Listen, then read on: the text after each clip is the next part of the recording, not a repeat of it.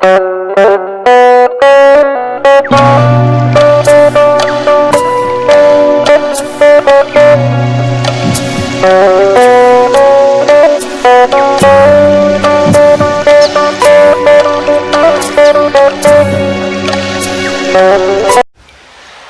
Mak, saya Bidan Febrina Oka, ownernya Sekolah Emak. Kali ini akan share sama kamu semua tentang pengalaman bagaimana rasanya mengalami baby blues. Dan ini dialami oleh Mama.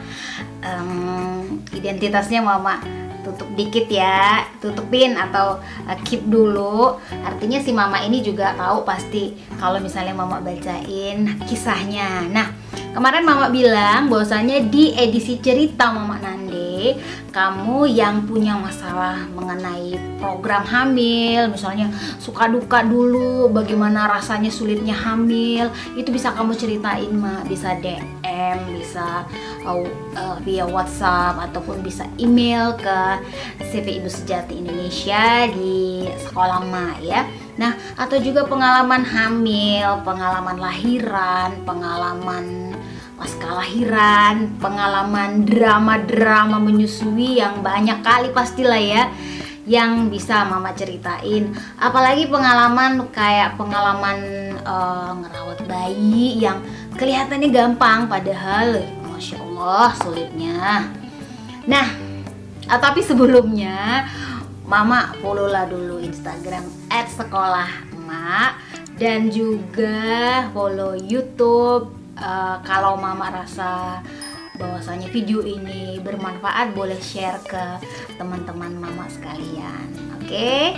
Nah, kali ini Mama akan bacain sekaligus kalau Mama nanti misalnya punya solusi, punya pengalaman yang sama, atau punya sesuatu yang juga bisa jadi saran yang bisa atau bisa dijadikan ini bakal bantu nih. Ini pasti informasinya yang bagus ya, jangan haters atau kata-kata yang negatif gitu loh.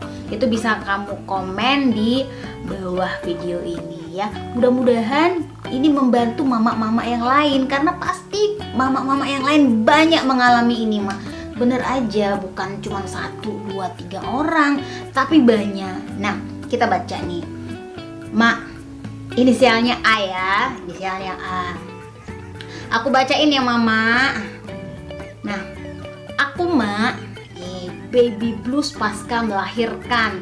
Nah, kalau misalnya kamu yang nggak paham apa itu baby blues, Mama kasih gambaran dikit ya. Bahwasanya sekitar 50-80% mama-mama yang baru melahirkan, terutama nih mama yang punya anak pertama, itu mengalami baby blues. Jadi baby blues itu kayak ada rasa kemurungan, abis lahiran kok tiba-tiba rasanya sedih, terus tiba-tiba air mata mengalir tanpa penyebab, terus nangis, terus merasa nggak percaya diri, merasa jadi wanita yang lemah, bukan ibu yang luar biasa, bukan ibu yang bisa diandalkan oleh si bayi. Dan perasaan itu kalau terus aja menetap di hati si mama yang baru lahiran, itu bisa berkembang jadi depresi depresi pasca lahiran, dan itu berbahaya. Makanya banyak kita dengar, tapi persentasinya nggak terlalu banyak sih sebenarnya, karena jarang dipublish ya, bahwasanya ada emak-emak yang habis lahiran bunuh diri. Nah, terus stres, terus emosian. Salah satu penyebabnya adalah baby blues. Itu dia Mak. Ini Mak bacain lagi ya. Nah, sebenarnya Mak, kalau ditanya siap apa enggak sih aku dengan hadirnya si bayi? Nah, ini sering nih ditanyain, apalagi misalnya mama-mama yang baru nikah tiba-tiba hamil 1 bulan kemudian, atau hamilnya cepat. Nah, kadang-kadang ada ketidaksiapan dari si mama untuk punya bayi segera. Tapi coba, biasanya nih, ini kadang-kadang netizen dan juga lingkungan yang membuat kita tuh kayaknya gini, habis nikah belum juga 1 bulan udah ditanya, udah hamil, udah isi, terus udah mual muntah. Nah, jadi sepanjang pernikahan itu akan terus ditanya, udah isi, udah hamil, kira-kira udah berapa bulan. Nah, kalau misalnya hamilnya lama, kok kayaknya ada rasa malu gitu ya, kayak ada aib. Jadi kadang-kadang kehamilan itu bagi sebagian pasangan baru dan pasangan usia muda, kehamilan itu bukan karena memang diinginkan dari dalam hati, tetapi karena tuntutan lingkungan. Ada yang seperti itu mah, walaupun gak semua ya. Nah, tapi si mama inisial A ini dia siap katanya dengan kehadiran bayi. Nah, tetapi setelah aku tahu berada di dalam lingkungan mertua dan beda asuhan, aku ngerasa tertekan, Mak. Nah, lagi-lagi ya, coba deh, pasti banyak mama yang ngalamin ini.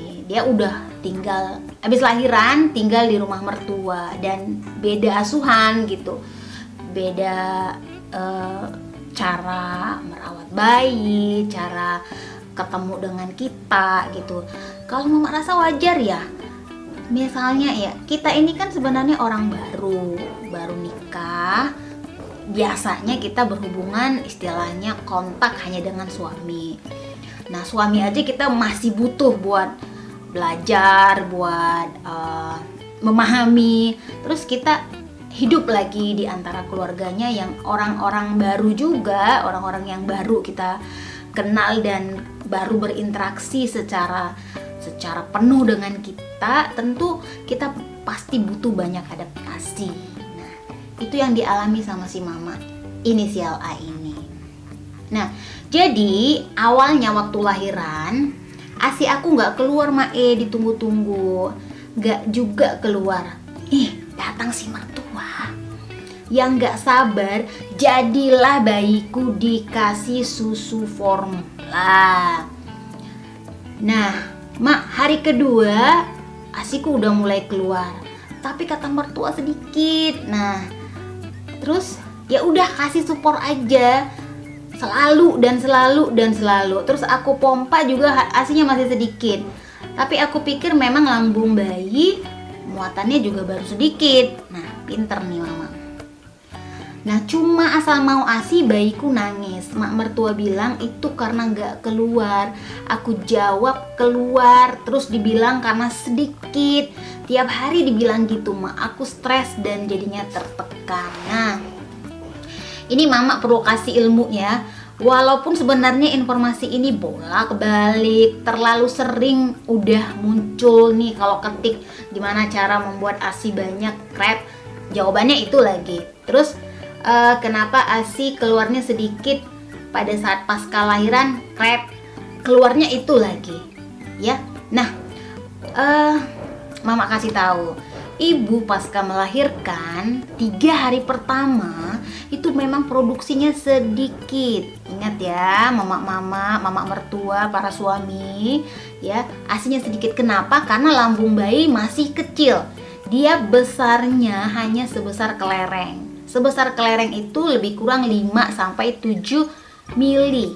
Artinya 1 sendok makan sekali minum.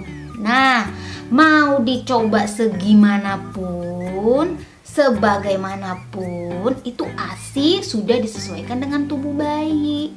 Jadi yang perlu dilakukan adalah kasih itu bayi, tempelin ke puting payudara. Karena apa? Karena yang paling penting itu yang dihisap oleh bayi itu adalah kolostrum. Kolostrum itu banyak mengandung antibodi. Ingat, Mak, antibodi zat kekebalan. Jadi kadang-kadang di masyarakat itu yang mereka pikir itu bayi kok nggak minum yang banyak. Yang mereka pikir minumnya itu harus banyak seperti bayi minum gitu. Padahal tubuh dan semesta dan juga Tuhan sudah men-set bahwasannya hari-hari awal kelahiran si bayi dia wajib minum si kolostrum itu, dan jumlahnya memang tidak banyak. Please deh, ini Mak dipahami please ya. Jadi jangan mama disuruh paksa pumping atau paksa supaya air susunya banyak. Memang sudah disesuaikan. Yang penting terus menerus disusui. Karena kalau kita terus menerus disusui, maka ini akan kasih pesan ke otak supaya untuk memproduksi ASI lebih banyak lagi. Jadi kamu mama-mama di lingkungan itu dukung, bukan malah kasih informasi, kenapa ASInya nggak ada, kenapa belum minum bayinya, oh kenapa ASInya kurang ya. Itu bisa buat mama stres. Artinya kepercayaan dirinya bisa turun, drop. Nah, akhirnya baby blues tuh. Lanjut ya. Nah, jadi banyak sebenarnya baby blues itu terjadi karena si lingkungan, yaitu suami, mertua, orang tua kita itu tidak memahami atau masih menggunakan prinsip-prinsip zaman dulu. Nah, tolong kalau misalnya ini buat kamu mama-mama yang mau lahiran ataupun masih hamil, please bawa tuh orang tua kita, terus mertua kita, suami kita di kelas-kelas hamil supaya mereka juga dapat info, mereka juga dapat ilmu, ya. Jadi pada saat pasca lahiran nggak kejadian lagi yang gini-gini, Mak. Nah, itu dia ya.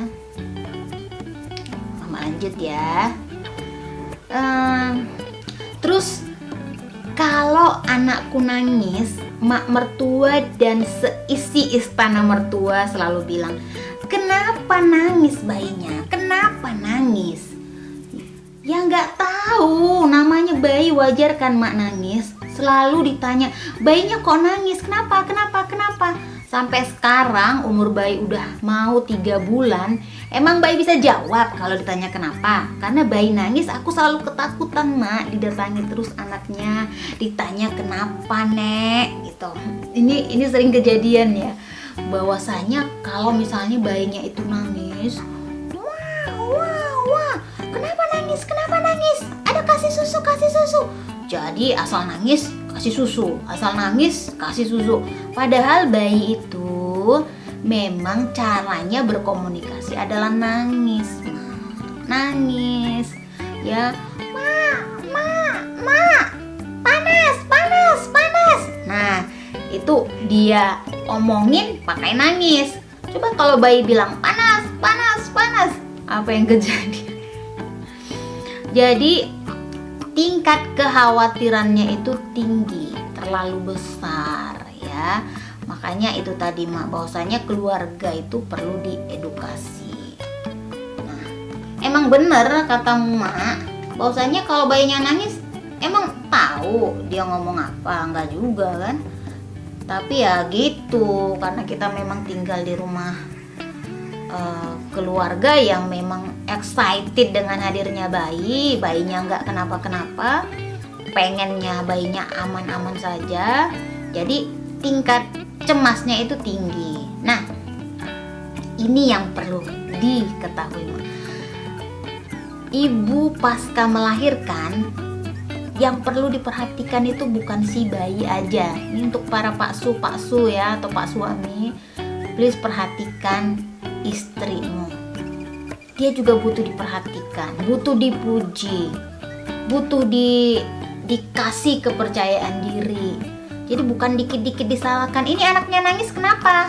Kamu nih gak becus nih jadi ibu. Nah, ada juga yang gitu ya. Sementara si ibunya atau si emaknya ini perlu pemulihan, perlu memulihkan diri, perlu nyehat-nyehatin diri juga. Jadi jangan emaknya, itu bukan tanggung jawab emaknya doang ngurus anak. Jadi ngurus anak itu suami juga perannya besar ya. Toh terciptanya si anak kan juga antara kerjasama antara si bapaknya sama si emaknya ya.